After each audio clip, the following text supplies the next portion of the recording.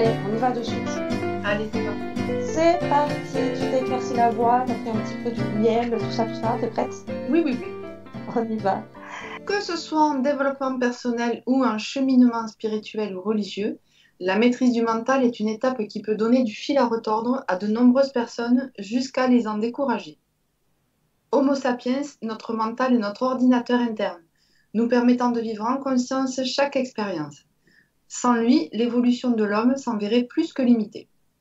Sur le plan individuel, si je ne comprends pas ce que je vis, je ne peux le dépasser, évoluer vers la version suivante, ou si mon mental dysfonctionne, je risque d'en être asservi jusqu'à la folie ou à la destruction de soi. Ouais. Là, ça me semblait intéressant quand même parce qu'on va évidemment travailler à mettre ce mental à notre service et ne plus le subir, de faire un petit rappel quand même à quoi ça sert ce truc-là, parce que bien sûr qu'on va travailler à l'assouplir, voire à le renforcer sur certains domaines, hein, parce qu'il n'y a pas tout que à assouplir. Là, l'idée, c'est vraiment de replacer le mental dans sa fonction première, d'accord? Parce qu'on pourrait se dire, oh là là, si je n'avais pas le mental, ça fonctionnerait quand même mieux. Hein, si je pouvais être juste un petit être comme ça, branché sur mes émotions, sur mes vibrations, etc. Euh, on va le voir pendant cette formation. Cyril vous l'a déjà bien expliqué, le mental est un menteur avec cette même racine latine, la MNT. Donc, c'est vrai qu'on va lui faire un peu la peau dure à ce mental et je trouvais intéressant quand même, avant tout, de dire, eh ouais, mais c'est pas pour rien qu'il est là. C'est un peu bien fait quand même, l'être humain. Hein. Donc, sans lui, euh, ça va être compliqué d'évoluer, hein, ce que j'expliquais par rapport à l'évolution, ne serait-ce que de l'être humain, l'homo sapiens, sapiens, avec un S. Euh, sans mon mental pour analyser, comprendre, ça va être compliqué d'évoluer, d'accord, sur le plan de l'humanité. Et bien sur le plan individuel, c'est la même chose, hein, d'accord. Si je n'utilise pas mon mental à bon escient, j'ai aucune chance de pouvoir faire des prises de conscience, par exemple, d'accord? Pouvoir me remettre en question, comme ce qu'on adore faire chez les psys, ok? Et ce que je voulais vous montrer aussi, c'est qu'on a tout intérêt à le mettre à notre service, à bien le maîtriser, ce mental, puisque dans le cas inverse, alors on part un peu dans les extrêmes, hein, mais ça reste quand même le mental dont on parle, lorsque ça dysfonctionne, alors j'utilise des mots forts volontairement, je risque d'en être asservi, mais c'est quand même bien ça qu'on ressent quand on ne maîtrise pas notre mental, hein, moi, les gens qui arrivent en cabinet, c'est vraiment une soumission à notre mental. Hein, quand on a des pensées qui nous obsèdent, quand on a des pensées qui sont aliénantes, quand on a des pensées qui sont sombres, obscures, suicidaires et tout, c'est quand même le mental là, qui a la tête de tout ça. D'accord? Donc jusqu'à la folie ou à la destruction de soi. D'accord? Donc c'est des mots un peu forts, c'est volontaire de ma part. Pour ceux qui me connaissent en séance, j'aime bien être un petit peu provocante. Mais au moins, je suis sûre que l'info, elle arrive. Il y a Benjamin qui demande si c'est pas plutôt une distorsion du mental que l'on subit. Et après, il dit ego. Mmh. Et on va voir pendant ce cours que pas seulement. Hein. C'est vrai que l'ego y est pour beaucoup. Là, dans cette méthode Human, moi, je sépare le mental de l'ego. On en fait deux petits personnages différents, d'accord?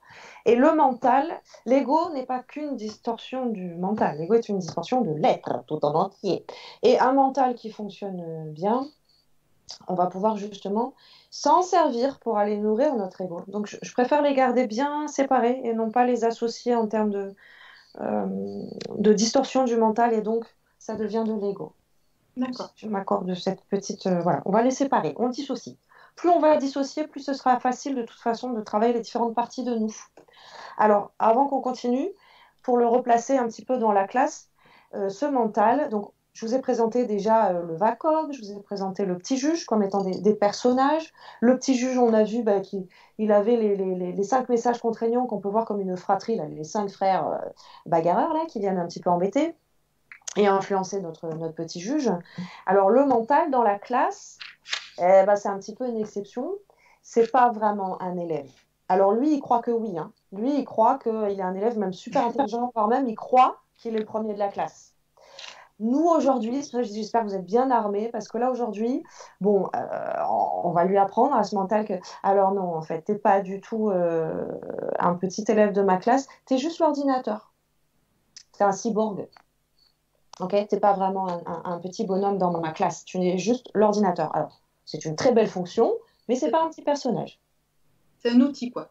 Ouais, exactement. On va vraiment le mettre à notre service, celui-là. On va pas essayer de l'accueillir, de le comprendre, de le réparer, de lui tendre un Kleenex quand il faut, de s'en inspirer. Non, non, non, non. On va le traiter comme un outil. Mhm. Ok. On y va. Le mental intuitif est un don sacré et le mental rationnel est un serviteur fidèle. Nous avons créé une société qui honore le serviteur et a oublié le don. Albert Einstein. C'est beau ça, non? Mais oui. Ouais. Là, ça nous montre déjà, alors avec les termes de Albert, le mental intuitif et le mental rationnel. Ouais. Est-ce que ça parle suffisamment? Ces deux appellations-là, ça vous parle? N'hésitez pas dans le chat aussi, hein, même s'il y a un petit décalage. Qu'est-ce que ça vous inspire? Moi, je la trouve magnifique, cette citation. Merci Albert. C'est exactement ça. On va mettre le mental rationnel à notre service à nous. D'accord? On va lui rendre sa place de serviteur fidèle pour se dégager tout l'espace disponible, puisqu'on est dans un ordinateur, il faut bien libérer de l'espace et pouvoir se nourrir et s'inspirer et consulter le mental intuitif, qui lui est un don sacré. D'accord? D'accord. C'est beau, hein? J'adore. Merci Albert. Et pourtant, ça date pas d'hier, hein, parce qu'Albert, quand même. Non, c'est vrai. Le bambou se plie et ne se rompt pas. La force lui permet de s'élever, la souplesse lui permet de s'adapter. Mm. Bon, c'est un classique, hein, on le connaît déjà, cette métaphore avec le bambou, euh, avec cette notion de force et de souplesse. Je trouvais qu'elle était très bienvenue. C'est vraiment l'image que j'ai gardée, même sur la présentation des outils, sur mon site internet, etc. Et j'utilise cette image justement pour aller euh, expliquer qu'on a vraiment deux axes de travail différents avec notre mental. Donc, je crois que tu les as là à l'écran, la notion de force mentale, renforcer notre mental, et la notion de souplesse mentale, assouplir. Ouais. D'accord. Donc, force mentale, animus masculin sacré, yang. Je remplume les croyances qui me donnent des ailes. Je coupe la tête de celles qui me freinent. Je redécouvre mes pleins pouvoirs personnels. Souplesse mentale, anima, féminin sacré, yin. Je m'ouvre à l'inconnu, une autre pensée, vision, etc. Je me remets en question dès que j'en ai l'occasion. Je redécouvre un nouveau moi, de nouvelles vérités, une nouvelle harmonie. Mhm. Ça nous décrypte un petit peu du coup le travail qu'on va se donner.